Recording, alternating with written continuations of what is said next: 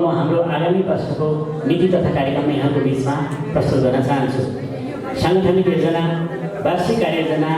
कार्यशालाको आयोजना गरी वार्षिक क्यालेन्डर तयार गर्ने र सोही बमोजिम कार्यक्रम सञ्चालन गर्ने, युवा नेतृत्व तथा व्यक्तित्व विकास, वित्तीय साक्षरता सम्बन्धी प्रशिक्षण तथा गोष्ठीहरू उमेर समूह विभाजन गरी सञ्चालन गर्ने, युवा विकास लक्ष्यको मूल धनलाई लक्ष्यमा पुर्याई त्यसको ब्याजगत आर्थिक रकमलाई राष्ट्रव्यापी कार्यक्रमहरूमा प्राथमिकता दिई परिचालन गर्ने, प्रांत जिल्ला प्रदेश र केन्द्र बीचको अन्तर्सम्बन्ध र आन्तरिक सञ्चारलाई प्रभावकारी बनाउन दैनिक रूपमा सचिवालय सञ्चालन गर्ने व्यवस्था मिलाउने, प्रणामी समाज एवं युवा जमातलाई ऊर्जाशील, सकारात्मक, नैतिकवान बनाउन आवश्यक फेलोसिप तथा परिभ्रमणका कार्यक्रमहरू सञ्चालन गर्ने, युवा परिषदका सूचना र गतिविधिहरूलाई परिषदको आधिकारिक पोर्टल, वेबसाइट, एप्स र सामाजिक सञ्जालका पेज तथा समूह मार्फत प्रचार प्रसार गर्ने,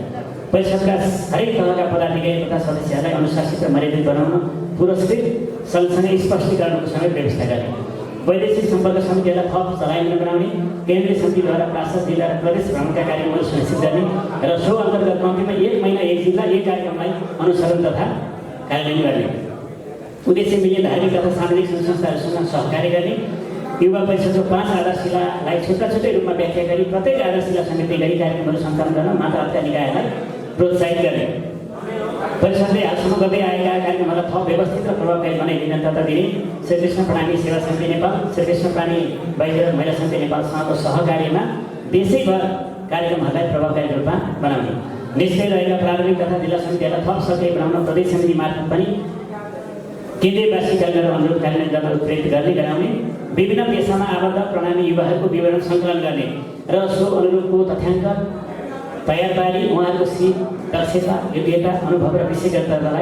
विशेषज्ञतालाई परिषदको विकासमा लगाउने, देशैभरिका प्रणामी युवाहरूलाई परिषदमा जोड्न विधानमा व्यवस्था भए अनुरूप साधारण सदस्यता विस्तार गर्ने, परिषदको सबै तहको समितिको तथ्याङ्क आवर्ती गरी केन्द्रीय समितिसँगको आबद्धताको प्रमाणपत्रको व्यवस्था गर्ने, परिषदको सबै तहको समितिको बोर्ड जो परिचय पार्टी, सम्बन्धित मन्दिर, सत्सङ्ग भवन र बाइक पर्ने स्थानमा राख्नको लागि हजुरहरूलाई अनुरोध गर्ने र सरकारी निकाय तथा विभिन्न संस्थाको सहकार्यमा विभिन्न कार्यक्रम सञ्चालन गर्ने, आवश्यकता अनुसार निर्देशिका, नियमावली, कार्यविधि र आचार संहिता जारी गरी लागू गर्ने र अब सामाजिक स्वास्थ्य सम्बन्धी परामर्श र अन्य चिकित्सा सेवासँग सम्बन्धित कार्यक्रमहरू साथै एम्बुलेन्स सेवा ग्रामीण भेगसम्म पुर्याउनका लागि सम्बन्धित सङ्घ संस्था र मातापिता समितिसँग समन्वय गर्ने, अध्ययनको सिलसिलामा देशैभरिबाट उपत्यकामा आउनुभएका प्रणामी युवाहरूलाई आवासको लागि सहुलियत सरकारी छात्रावास होस्टेलको व्यवस्थाको लागि समन्वय गर्ने, रक्तदान कार्यक्रमलाई देशव्यापी रूपमा सञ्चालन गर्ने र रक्तदाताहरूको एकीकृत तथ्याङ्क तयार पारी आवश्यक रगतको व्यवस्था मिलाउने, सरकारी अभियान प्रचार प्रसारको लागि विभिन्न स्टिकर, कम्प्लेट लगायतका प्रचार सामग्रीलाई छपाई गरी निःशुल्क वितरण गर्ने,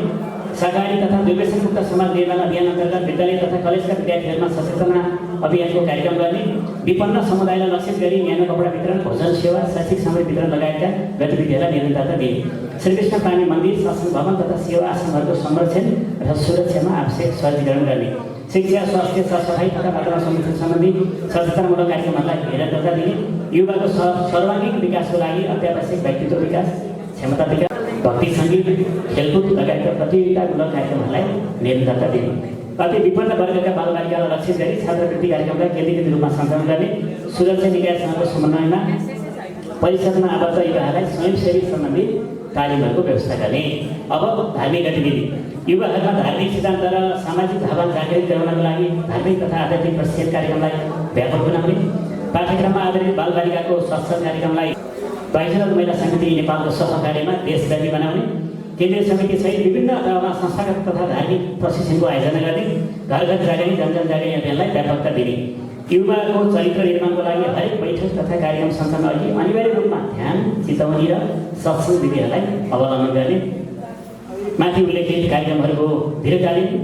र आवधिक लक्ष्य निर्धारण गरी प्रत्येक वार्षिक साधारण सभामा तथ्याङ्कमा आधारित गरी कार्य प्रगति विवरण सार्वजनिक गर्ने।